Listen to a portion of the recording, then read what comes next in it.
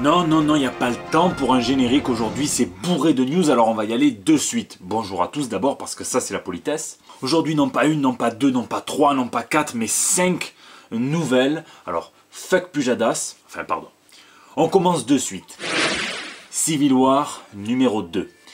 Oui, on en parle, très vite on en parle, parce que ça serait quand même dommage, je sais que beaucoup d'entre vous sont sceptiques à l'idée d'avoir une nouvelle Civil War qui a été confirmée par Marvel Comics pas plus tard qu'hier. Mais est-ce que vous pensez pas qu'il ne faut pas non plus juger un crossover simplement à son titre, puisque oui, alors je vous comprends tout à fait, c'est clair qu'apparemment il y a un petit buzz qui va être fait, on ne sait pas quand est-ce que ça va sortir, mais c'est très probable que ça sorte pour mars, peut-être avril 2016, hein, évidemment, à la sortie du film Civil War, pour surfer sur le succès du film. Mais on en sait un petit peu plus sur les détails. Alors on sait que, par exemple, l'événement qui sera le point de contentieux ne sera pas le même que dans la Civil War originale. Merci, ils vont pas nous faire 2 fois la même chose, ils en seraient capables, mais bon.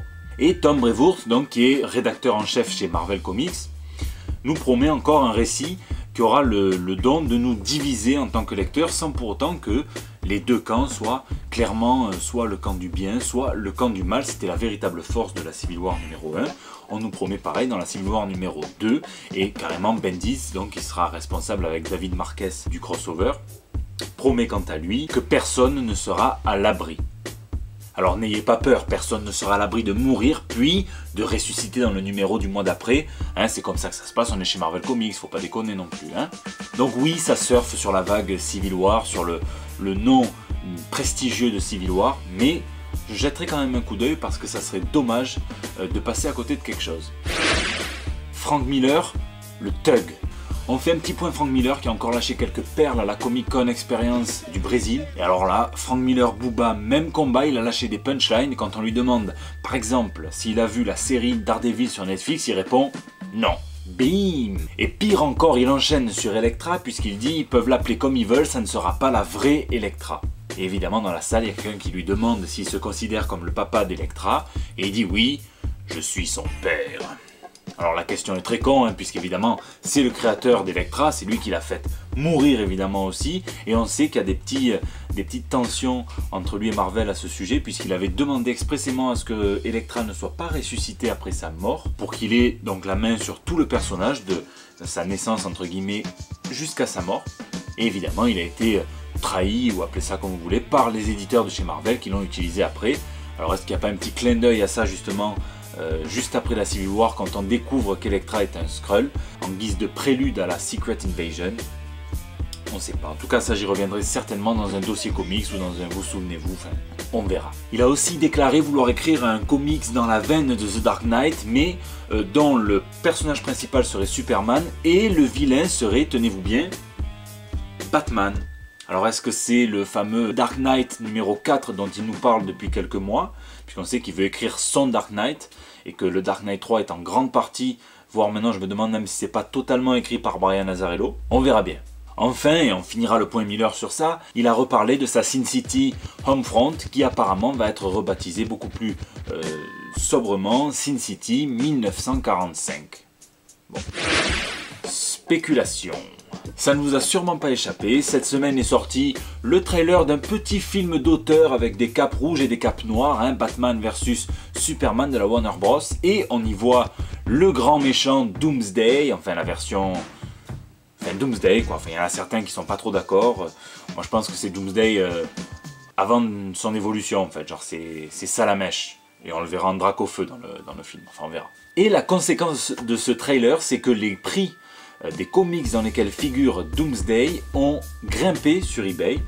On peut notamment trouver le Man of Steel numéro 17, donc le comics de 91 ou 92, je ne sais plus, dans lequel est apparu pour la première fois Doomsday. Il a atteint 235 $ sur eBay, donc voilà. C'est un effet qui est très classique en fait. Il y a pas mal de fois où les séries, les films contribuent à faire grimper les prix du comics. Tant pis pour les collectionneurs. Et tant mieux pour les spéculateurs. Parce qu'il a ce doigt là, il est fou en ce moment, il est fou. Urban Comics crée la tendance. Oui, alors il semblerait que DC Comics ait l'œil rivé sur son éditeur français, puisque la boîte a décidé de publier une toute nouvelle collection en noir et blanc, et dont le premier numéro sera The Killing Joke, donc par Alan Moore et Brian Bolland. La collection s'intitulera Batman Noir, hein, avec l'accent, donc Batman Noir, sans accent. Ça fait suite au succès de tous les ouvrages réédités par Urban des principaux récits de Batman en noir et blanc, et ça sortira outre-Atlantique en août 2016. Un loto cover. Alors oui, ce mois-ci, DC Comics vend le numéro 1 d'Harley Quinn Little Black Book dans des polybags, donc dans des sachets noirs, donc vous ne voyez pas ce que vous achetez, c'est qu'à l'ouverture que vous avez le plaisir de découvrir quelle couverture vous avez chopé. Il y en a 3 dans 3 versions différentes, donc ça fait 3 x 3, ça fait 9 possibilités. Et ouais, j'ai eu mon bac. Donc vous avez 3 couvertures dans 3 versions différentes, comme je disais, donc la version crayonnée, la version ancrée et la version tout en couleur. Donc c'est assez fun en fait, c'est assez rigolo. Et ça l'est devenu encore plus pour un acheteur qui a eu le plaisir de découvrir un dessin complètement original, un sketch en fait, ce qu'on appelle un sketch donc sur sa cover. Et ça, c'est la classe. Donc ça, je ne sais pas ce que vous en pensez, mais ça serait pas trop mal que ça vienne en France. On avait eu la mort de Wolverine dans un polybag. Ben, s'il pouvait y avoir une espèce de loterie comme ça, avec un ticket gagnant sous forme de cover unique et original d'un artiste, ça serait vraiment pas mal. Voilà, c'est la fin de ce JT. Je vous donne quand même quelques news de la chaîne, parce que je dois vous redire un énorme merci. On a passé les 400 abonnés sur YouTube, les 10 000 vues sur YouTube. Vous êtes géniaux. La vidéo sur Jessica Jones vient de dépasser les 1000 vues, c'est la première à le faire. Et ça ne va que continuer, puisqu'en plus j'ai la chance d'avoir quelques congés en décembre et que je vais pouvoir rattraper mon montage en retard sur les vidéos du Eurofestival. Pour tous ceux qui les attendent, je suis désolé. Mais bon, c'est vrai qu'avec un travail à côté, c'est pas facile. Donc je vous redis encore une fois, 1000 merci. N'hésitez pas à me laisser vos petits messages pour qu'ils apparaissent dans la bannière en bas. Vous pouvez me les laisser sur Facebook, sur Twitter. N'hésitez pas à commenter la news qui vous a le plus plu hein, dans les commentaires. Vous vous rappelez, on est là pour communiquer. Je vous dis à la semaine prochaine pour de toutes nouvelles nouvelles. D'ici là, lisez, lisez et lisez. Et à bientôt. Ah ben non, je suis encore là en fait. C'est...